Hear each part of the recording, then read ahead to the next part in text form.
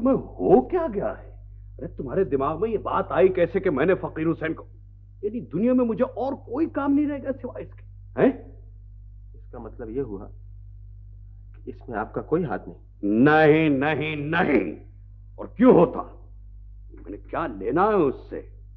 वो एक जरा सा मकान का मसला था तो उसमें उसी का फायदा था भाई। मैं बाजार से 10-20 हजार ज्यादा दे रहा, वो नहीं माना। ठीक है, बात खत्म हो गई। मैं तो भूल भाल भी गया उस बात को। बाबा जानी, अगर आप वो बात भूल गए होते ना तो उनकी नौकरी ना जाती। इस उम्र में उन्हें यह बदनामी का दाग न सहना पड़ता। देख रही सुन रही हो अपने लाडले की गुफ्तगू कैसे बोले चला जा रहा मेरे खिलाफ। पापा, पापा, मैं आपके खिलाफ तो नहीं बोल रहा, मैं तो सच्चाई के हक में बोल रहा हूं। सच्चाई के हक में बोल रहा हूं?